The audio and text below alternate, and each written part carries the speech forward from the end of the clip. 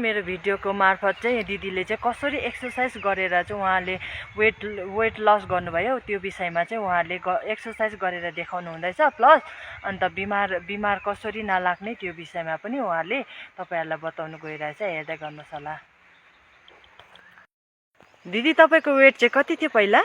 82 एबोभै थियो नि बहिनी मेरो। अन्त अहिले चाहिँ कति छ? 65 छ बहिनी। ए अन्त अहिले कति एज पुग्नु भयो नि? म अहिले 1974 ले चाहिँ म 52 पुग्दैछु बहिनी।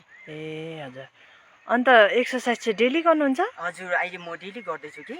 अहिले चाहिँ मेरो जस्तै 82 एबोभ नै थियो भने चाहिँ अहिले फिलहाल चाहिँ मेरो वेट चाहिँ 65 भएको छ बहिनी। ए हजुर। बिहान बिहान म एक्सर्साइज गर्छु कि। हजुर। अलिकति टाइम राखेर बहिनी। हजुर। लु अब गरेर देखाउनुहोस् ल। हुन्छ स्टार्ट गर्नुहोस्। हुन्छ बहिनी म देखाउँछु ल तपाईलाई। हुन्छ।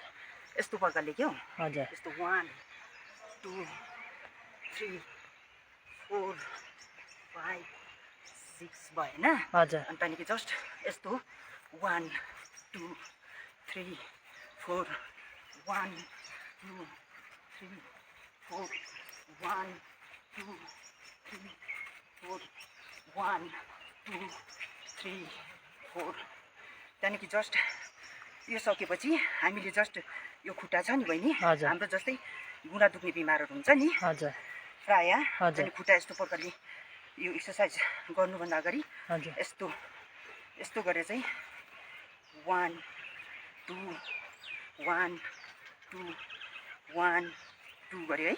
यसलाई पनि 1 2 1 2 1 2 यस्तै प्रकारले ब्याक पछाडि देख्नु भयो? हजुर। 1 2 1 2 1 2 1 2 यसो गर्यो भने चाहिँ घुँडाहरू दुख्नु मतलब?